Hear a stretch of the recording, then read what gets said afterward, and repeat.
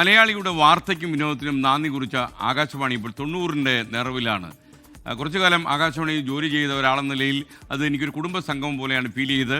നവതിയുടെ നിറവിൽ നിൽക്കുന്ന ആകാശവാണിയുടെ ശ്രവ്യോത്സവം ഇന്നലെ തൃശ്ശൂർ റീജിയണൽ തിയേറ്റർ സംഘടിപ്പിച്ചു. ശ്രോതാക്കളുടെയും ആകാശവാണിയിലെ മുൻ ജീവനക്കാരുടെയും സാന്നിധ്യം കൊണ്ട് അതൊരു വല്ലാത്ത അനുഭവമായി മാറി ഈ പരിപാടി.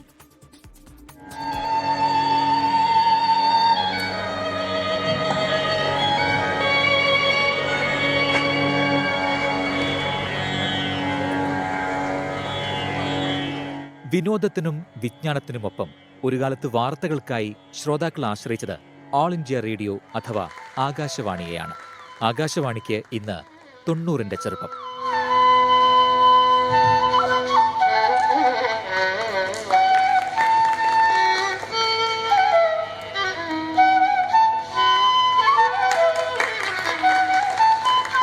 തൃശൂർ റീജിയണൽ തിയേറ്ററിൽ നടന്ന ശ്രവ്യോത്സവം എന്ന പരിപാടി തലമുറകളുടെ സംഗമവേദിയായി മാറി.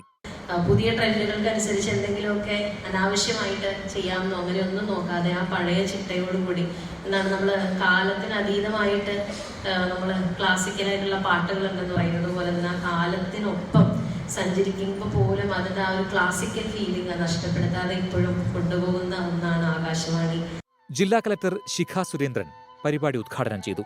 24 chief editor R Sreekandan Nair തന്റെ ആകാശവാണി കാലത്തെ ഓർമ്മകൾ പങ്കുവെക്കാനെത്തി.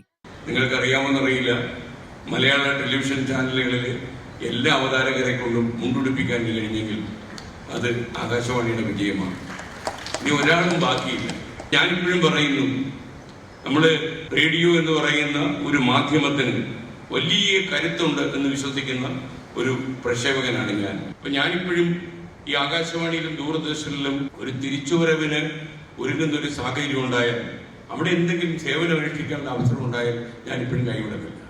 ആകാശവാണിയുടെ വളർച്ചയിൽ നിർണായക പങ്കുവഹിച്ച മുൻ deputy director general K A Muraleedharan, D Pradeep Kumar, S Narayanan Namboothiri, P R Vipinkumar, G K Geetha, M D Rajendran, K R Charlie തുടങ്ങി പ്രമുഖർ പങ്കെടുത്തു.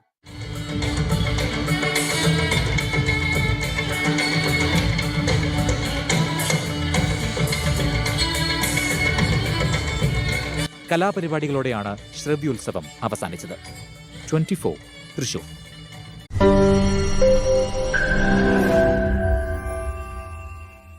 ലോകത്തെവിടെയായാലും ഏത് സമയത്തും 24 വാർത്തകളും ഓഗ്മെന്റഡ് റിയാലിറ്റി പാക്കേജുകളും എക്സ്പ്ലെയിനറുകളും വിശദമായി കാണാൻ ഞങ്ങളുടെ യൂട്യൂബ് ചാനൽ നിങ്ങൾക്ക് സബ്സ്ക്രൈബ് ചെയ്യാം.